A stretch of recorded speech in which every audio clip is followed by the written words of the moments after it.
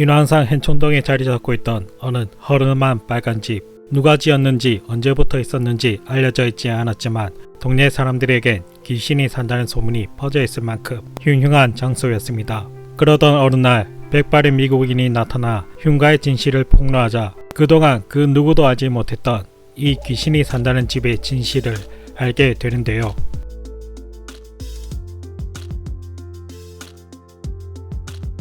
식민지 수혜론을 적극적으로 받아들인 국가 대만, 식민지 근대화론도 인정하지 않는 대한민국. 식민지 근대화론은 아직 근대화하지 못한 국가가 식민 지배를 당함으로써 근대화가 이루어지고 봉건주의에서 산업화와 근대 민주주의가 이루어졌다는 이론입니다. 일본은 과거 한국을 식민 지배했던 과거에 대해서 식민지 근대화론을 내세워 과거 문제에 대한 배상과 인정을 회피하고 나아가 미국에 의해 채워졌던 전범국이란 낙인을 벗어나려고 하고 있습니다. 일본이 한국에 철도도 걸어주고 학교도 지어주고 공장도 지어줬다. 한국은 고마움도 모르는 놈들이다. 그렇다면 그 당시 살았던 외국인들의 눈에는 어떻게 보였을까요? 1991년 미국 한 남성이 어머니가 남긴 회고록을 모아 한 권의 책을 출간합니다. 잉글랜드 귀족 출신이자 영국 배우였던 메리는 미국의 금강사업가이자 대한민국 최초의 강산을 운영한 테일러가의 엘버트 테일러와 결혼하여 한국 땅에 와 인왕산 자락에 있는 은행나무 고목 옆에 딜쿠샤라는 이름의 집을 짓고 엘버트 테일러와 결혼 생활을 시작합니다. 그녀의 회고록에는 그 당시 조선의 일상과 여행에서 본 감상, 사건 사고들을 기록으로 남겼습니다. 당시 일본은 조선의 식민 지배를 정당화하기 위해 국제사회의 지지를 얻어야 했기 때문에 일본은 서방세계의 조선 왕제의 포갑에 고통받는 조선인들을 해방시켜서 조선인들은 오히려 일본의 지배를 반긴다고 말하고 다녔습니다. 실제로 조선 말기 조선 조정의 무능과 관리들의 부정부패로 백성들은 고통을 받고 있었고 이는 다른 외국 선교사, 여행가들의 기록에서도 확인할 수 있습니다. 메리 테일러 역시 한국에 살면서 다른 외국인들에게서 일본의 주장을 들어왔습니다. 일본이 아니었으면 우리는 지금 한국에서 살지 못했을 거예요. 그런 역시 그 말을 사실로 여겼습니다.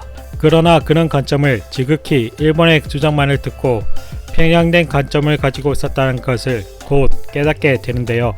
한 번은 금강산에서 가이드하는 한국인을 만나게 됩니다. 일본 나쁜 놈들, 일본 놈들이 모두 다 빼앗아갔습니다. 하지만 언젠가 우리는 다시 가져올 거예요. 미국 신문이 말했듯이 우리는 독립할 거예요. 안 그런가요? 1차 대전 이후 미 대통령 우드로 윌슨의 민족 자결주의가 한국인들에게 독립의 의지를 깨우쳤던 것이죠. 메리는 그동안 한국인들은 무지에서 일본의 지배를 기뻐한다고 생각했지만 처음으로 한국 청년의 입에서 독립 의지를 듣고 자신의 편견이 잘못되었다는 것을 알게 되었습니다. 테일러 부부는 한국 생활을 하면서 집안의 대소사를 봐주는 김주사라는 통역사가 있었습니다. 그는 유교적인 인물이면서 서양 문물을 받아들여야 한다는 괴아파 인물이자 고종의 통역관 경험이 있으며 나라를 빼앗긴 후 몰래 독립운동을 도운 인물이었습니다. 한 번은 김주사의 환갑잔치에 초대를 받아 갔는데 그곳에는 일제가 그토록 못 있게 하려고 했던 한복을 입은 친척 일가들이 가득했다고 합니다. 우리는 독립만을 원하는 것이 아닙니다. 독립을 유지할 수 있는 힘과 능력입니다. 그걸 위해서는 우리 자신도 현대화하고 서양의 방식과 무기를 배워야만 합니다. 메리 테일러는 누군가 엿들었다면 죽을 수도 있는 말을 하는 김주사의 용기에 감탄을 했다고 합니다. 이후 메리 부부는 일제에 의해 추방되었다가 다시 돌아왔을 때 김주사는 투옥 후 감옥에서 고문으로 사망했다는 소식을 듣게 되는데요.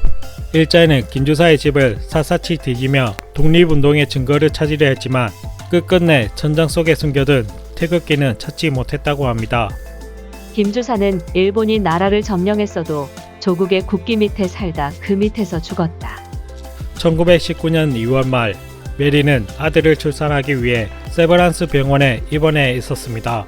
창밖에는 흰색 옷을 입은 한국인들이 길거리에 모이기 시작하더니 곧 흰색 물결이 가득했다고 합니다. 2월 28일 메리는 아들 브루스 테일러를 출산합니다.